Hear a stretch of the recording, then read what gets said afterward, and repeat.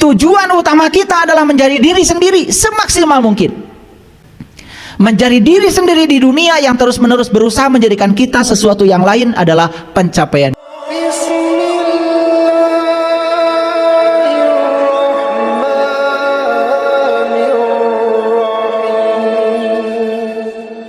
Itu adalah universitas kecil untuk latihan menerima dan menghargai perbedaan.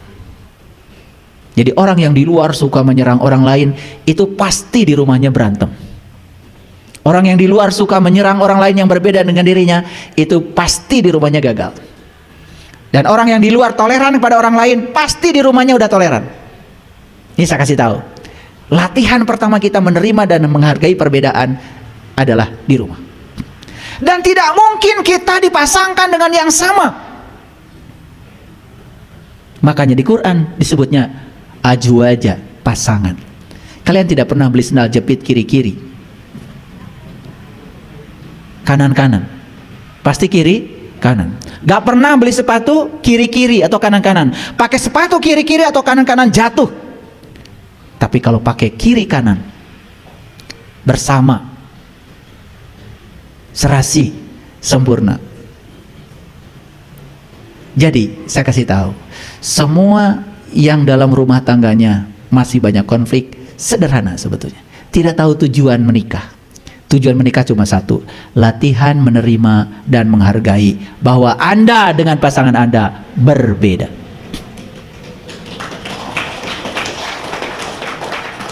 Tahu laki-laki dari mana? Dari planet Mars. Tahu perempuan dari mana? Dari planet Venus. Jadi dulu ya, para penghuni planet Mars menciptakan teleskop untuk ngintip semua makhluk yang hidup di planet Venus. Diintip dari Mars. Wih, banyak yang cantik. Ih, banyak yang menarik. Apa yang terjadi? Setelah teleskop diciptakan di Mars, dan kemudian saat itu tahu ternyata di Venus banyak perempuan cantik, penduduk Mars bikin pesawat. Lalu berbondong-bondong dari Mars pergi ke Venus. Terjadilah pernikahan antara penduduk Mars dengan penduduk Venus di Venus.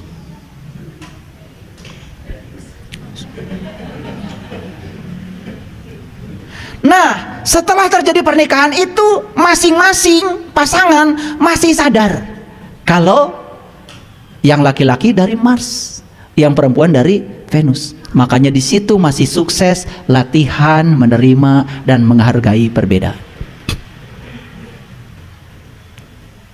Setelah itu kemudian, setelah menikah, laki-laki dan perempuan yang di Venus ini ingin tamasya ke bumi ini. Naik pesawat ke sini. Begitu sudah sampai di bumi, dua-duanya lupa bahwa dia berasal dari planet yang berbeda. Di sini makanya berantemnya.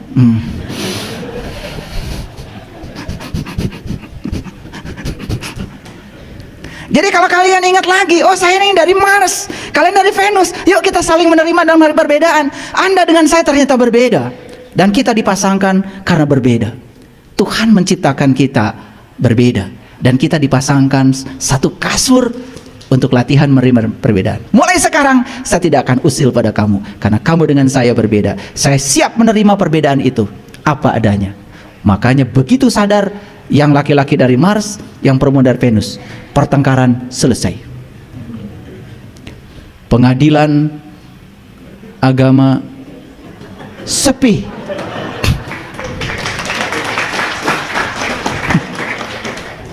Jadi saya itu ingin bikin pelatihan gimana caranya supaya pengadilan agama sepi. Capek gugat-menggugat. Mau sampai kapan? Setelah digugat, kemudian cerai, habis uang, anak jadi korban, mulai merencanakan katanya hidup baru. Bohong. Kalian akan dipasangkan lagi dengan yang sama atau lebih buruk dari itu. Karena kalau belum lulus matematika, tidak mungkin remedialnya bahasa Inggris. Betul? Belum lulus matematika, remedialnya ya matematika. Kalau Anda belum bisa menerima pasangan Anda apa adanya, walaupun pasangan Anda dicerai dan Anda kawin dengan yang baru, maka Anda akan dijodohkan dengan yang sama atau lebih buruk sampai Anda bisa menerimanya. Itulah hukum alam. Ini sains. Ini sains. Ini bukan soal keyakinan. Karena hukum alam itu Anda yakin nggak yakin tetap berjalan. Hukum gravitasi tidak butuh persetujuan Anda. Nggak butuh, ya, nggak butuh. Anda yakin nggak yakin kalau Anda jatuh dari lantai 4 mati, walaupun nggak yakin kepada gravitasi. Hukum alam tidak butuh persetujuan Anda. Hukum alam berjalan sesuai dengan yang alam mau. Itu yang saya bicarakan barusan, bukan ranah keyakinan. Itu adalah ranah hukum alam. Paham sampai sekarang? Oke, selesai ini, wah luar biasa. Sekarang saya mau jadi diri saya. Diri saya dengan suami saya berbeda.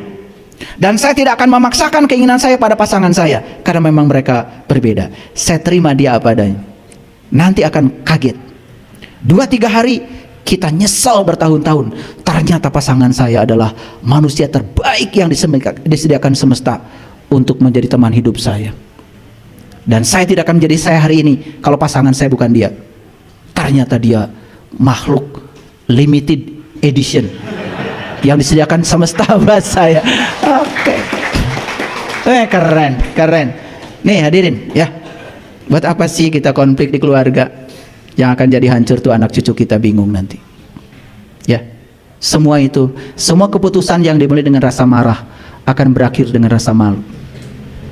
Saya heran ya, banyak sekali, mohon maaf ya, kadang-kadang mengaku dirinya sebagai tokoh, tetapi memberikan contoh tidak selayaknya sebagai tokoh. Dan harusnya bagian yang ini, aduh ini sangat penting, sangat penting. Oleh karena itu, yuk kita belajar, jadikan pasangan kita sebagai guru kita. Mulai sekarang pandang dia sebagai guru kesabaran kita, guru kebijaksanaan kita, guru keluasan kita, guru kearifan kita.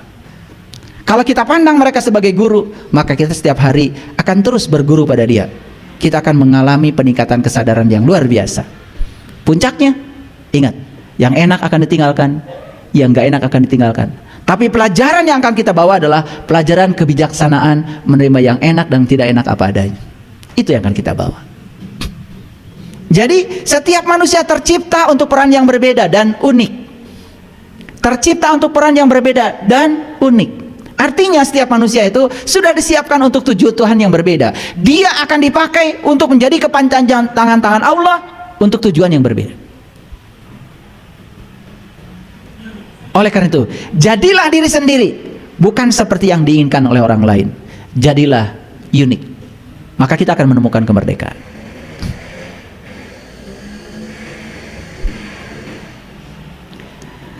Selalu menjadi diri sendiri, ekspresikan diri, percaya diri, jangan keluar dan mencari kepribadian yang sukses dan menduplikasi. Kalau ada orang yang dianggap sukses oleh pikiran kita, udah itu sukses di jalan dia, dia punya kesuksesan di jalan yang lain. Jangan menduplikasi orang lain.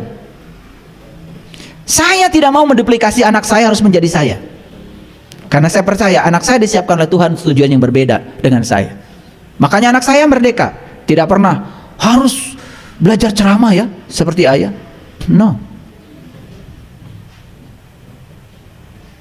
Dan saya tidak mau menduplikasi dia harus menjadi seperti saya, karena siapa tahu kalau dipaksa dia harus menjadi seperti saya, dia tidak maksimal potensinya. Tapi kalau dia menjadi dirinya sendiri, justru akan maksimal dengan sendirinya. Yuk kita bertobat ya. Betapa selama ini kita mengatur-ngatur Allah sesuka pikiran kita, bahkan semua harus seperti yang kita mau. Begitu semuanya seperti yang kita mau, kita menganggap sukses. Begitu ada yang tidak kita mau dan kita menganggap itu kegagalan, apa yang terjadi? Kita akan mati. Kita akan mati karena menganggap semua penolakan itu tidak kita terima. Semua hal yang berbeda dengan kita pasti kita akan tolak, bukan? Betul? Jadilah diri apa adanya dan katakan apa yang dirasakan. Karena mereka yang peduli tidak penting. Mereka yang yang peduli tidak penting, dan mereka yang peduli juga tidak keberatan. Itulah pentingnya jadi diri sendiri. Bagaimana cara menjadi diri sendiri? Cuma 5 langkah. 1, kenali dirimu luar dalam. 2, terima dirimu apa adanya. Terima dirimu apa adanya. 3, jangan bandingkan dirimu dengan siapapun. 4, temukan berkah yang Allah titipkan pada dirimu. Ternyata setiap orang datang ke semesta ini membawa berkah. Apa berkahnya? Setiap kita punya bakat sendiri-sendiri. Temukan bakat itu. Dan kalau bakat itu sudah muncul dalam diri kita, itu berkah yang dititipkan semesta pada diri kita. Tapi jangan lupa, langkah yang kelima, kalau sudah menemukan berkah karena bakat kita sudah ditemukan, langkah selanjutnya adalah bagikan berkah itu pada orang banyak. Bagikan berkah itu pada orang banyak. Jangan untuk dirimu sendiri. Kaya untuk diri sendiri tidak akan membuat kita kepada kebahagiaan. Tapi kaya kita bagikan membuat kita bersuka cita setiap saat. Saya kemana-mana selalu menyediakan uang di saku saya. Berapapun yang saya punya, saya bawa. Tadi malam habis dari kampus, mau turun ke Geger Kalong, nggak bisa. Saya bilang sama anak saya, putar aja ke sana. Begitu sampai di Pondok Hijau, alhamdulillah Pondok Hijau ditutup. Alhamdulillah. Saya bilang, nggak usah pusing-pusing, putar lagi. Kemudian ke sana, ke Setiabudi Regensi. Udah ada jalan nembus ke Ciwaruga ke atas. Begitu jalan di situ, subhanallah, memang harus ke situ jalan. Saya menemukan beberapa orang sepanjang jalan yang memang perlu bantuan. Berkali-kali saya turun dari mobil, sampai anak saya tuh nangis. Ayah, kan capek ayah. Nggak apa. Capek ayah ngajar dari pagi sampai sore ini. Terbalas. Kenapa? Bisa membahagiakan beberapa orang sepanjang jalan. Maaf, uang 200.000, 300.000 mungkin tidak begitu berguna bagi kita. Tapi di pinggir jalan ada orang yang sedang mengharapkan 300.000 untuk menafkahi keluarganya. Begitu saya kasih, kemudian dia menangis. Ternyata dia sedang bingung. Karena apa? Karena anaknya sakit. Mau dibawa ke dokter, nggak punya uang. Dan ketika kita memberikan itu dan mendengar ceritanya, bukankah kebahagiaan kita luar biasa? Uang yang disimpan di dompet kita tidak akan membuat kebahagiaan sebelum uang itu digunakan. Sama seperti listrik. Perhatikan listrik. Listrik itu oleh PLN dijualnya tidak dalam joule, tapi dalam watt. Apa bedanya? Joule dengan watt beda. Kalau joule itu satuan energi, kalau watt itu satuan daya. Kalau daya itu banyak energi yang digunakan per satuan waktu. Itu namanya daya. Makanya daya itu watt, joule per detik. Terserah kita mau pakai joule, mau pakai watt. Kalau joule, nih habis makan kita punya energi, itu joule. Energi ini disalurkan keluar. Berapa banyak energi yang disalurkan keluar per satuan waktu, semakin banyak energi yang disalurkan per satuan waktu, semakin berguna kita dalam hidup. Itu namanya daya. Coba listrik ini. Listrik. Yang 5 watt dengan yang 10 watt, beda nggak terang? Yang 10 watt dengan yang 25 watt, beda nggak terang? Beda. Kenapa? Yang 5 watt itu mengeluarkan 5 joule per detik. Terangnya segitu. Yang 25 watt mengeluarkan 25 joule per detik. Terangnya luar biasa. Terserah kita mau mengeluarkan berapa joule per detik ke semesta, terserah kita. Itulah yang dikatakan manusia berguna. Jadi kalau kaya hanya memperkaya diri sendiri, itu namanya energi. Tetapi kalau kaya dialirkan ke orang lain, itu sudah daya, itu sudah joule per detik. Makanya PLN menjual listrik tidak pakai joule, pakai watt. Hebat ya? Pernah memikirkan itu? Ya sebetulnya sudah pasti tidak pernah. Sudah pasti tidak pernah. Yang penting rumah kita caang. Padahal tiap hari pelajaran itu ada kan? Betul nggak? Nyuruh anak, neng pangmesarkan lampu sabarawat mama.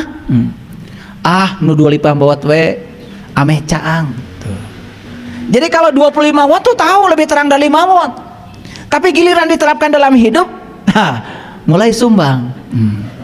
Ayo lampu hayang nu caang ari diri teu daeknya angan batur. Itu. Makanya yuk gelontorkan. Percaya sama saya. Makin banyak yang digelontorkan, makin keluar.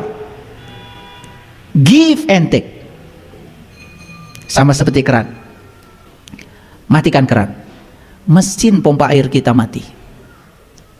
Begitu keran dibuka, apa yang terjadi? Cek.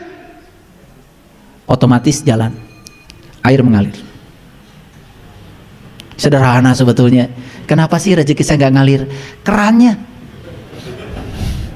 Coba lihat kerannya tuh. Kerannya nutup. Udah karahaan lagi. Udah terlalu lama. Coba perbaiki kerannya. Buka kerannya. Nih saya kasih tahu. Buka kerannya. Luar biasa. Tujuan utama kita adalah menjadi diri sendiri semaksimal mungkin.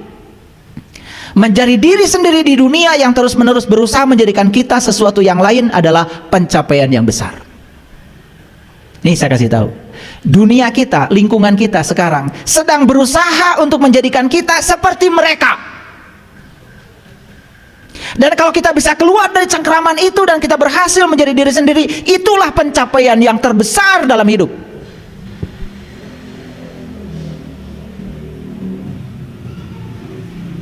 Saya di keluarga saya nggak mau jadi ayah saya, nggak mau. Ayah saya kiai, saya nggak mau. Saya jadi diri saya, Makanya ketika ayah saya mengajarkan sesuatu, saya saring betul, walaupun itu ayah saya.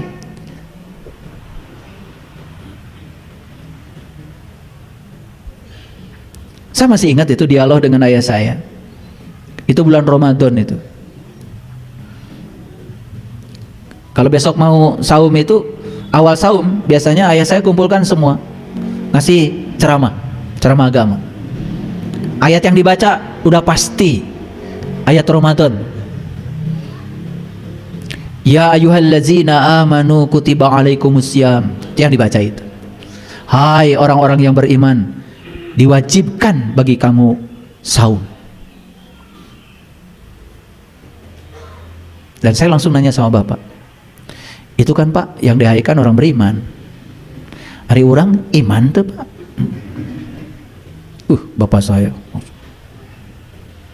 besoknya bapak saya mendatangkan teman-temannya yang kiai-kiai, nitip cenapun anak.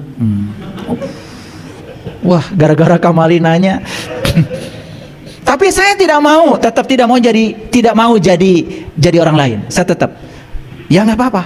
Saya dititipkan di pesantren ini, saya nerima.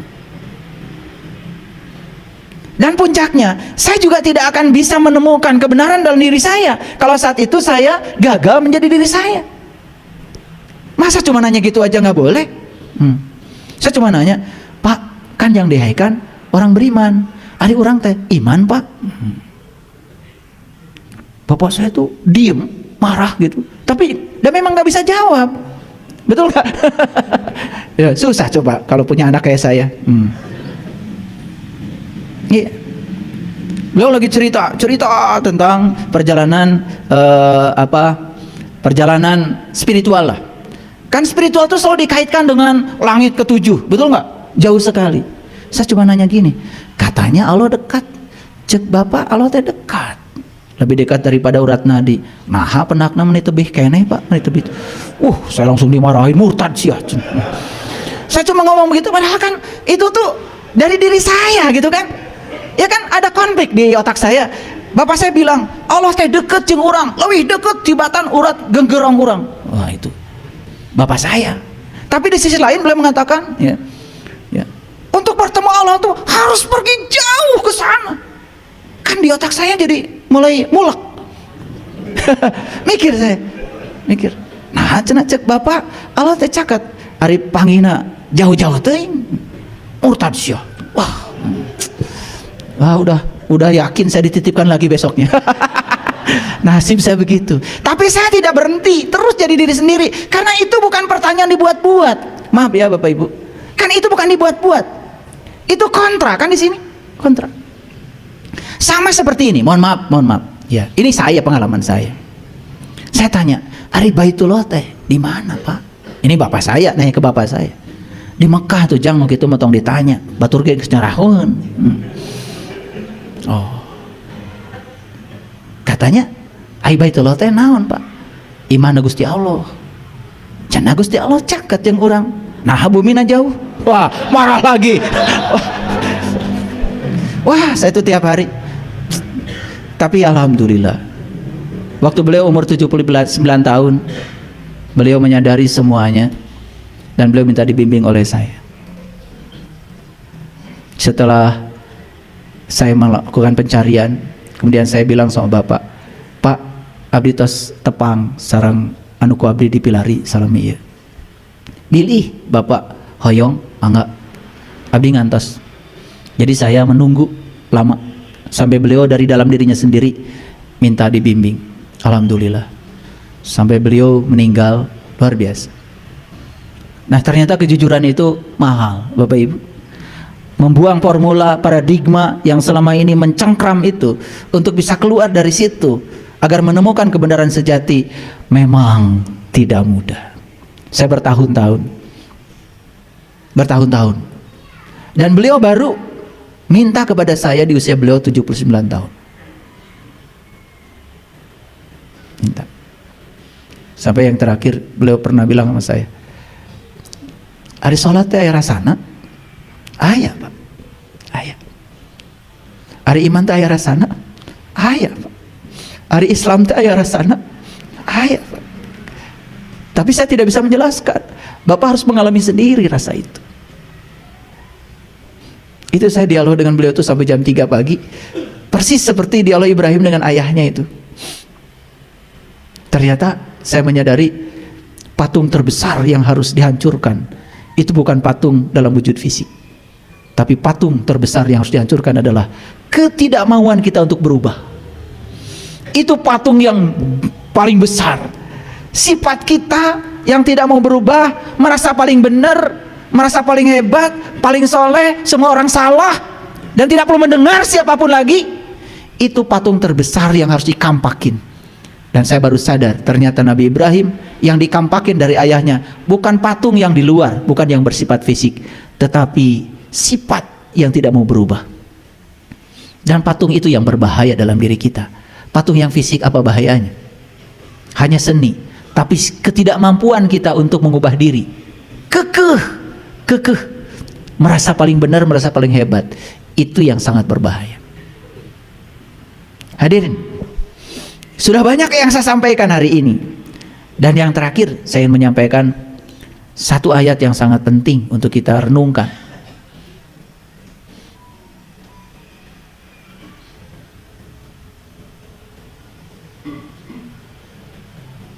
Ini ayatnya. Ini Quran surat Al-Qalam, surat ke-68, ayat yang ke-7. A'udzubillahi minasyaitonirrajim. Bismillahirrahmanirrahim. Inna rabbaka huwa a'lamu biman dhalla an sabilihi wa huwa a'lamu bil muhtadin. Sesungguhnya Tuhanmu, dialah yang paling mengetahui siapa yang sesat di jalannya dan siapa yang mendapatkan petunjuk. Saya cuma mengingatkan kepada kita semua, manusia sekelas apapun di dunia ini, tidak ada yang diberi hak untuk menyalahkan orang lain. Tidak ada yang diberi hak untuk menghukumi orang lain, apalagi menganggap ini sesat, ini tidak sesat. Tidak ada yang diberi hak itu. Karena Quran sendiri mengatakan, sesungguhnya Tuhanmu, dialah yang paling tahu siapa yang tersesat di jalannya dan siapa yang mendapatkan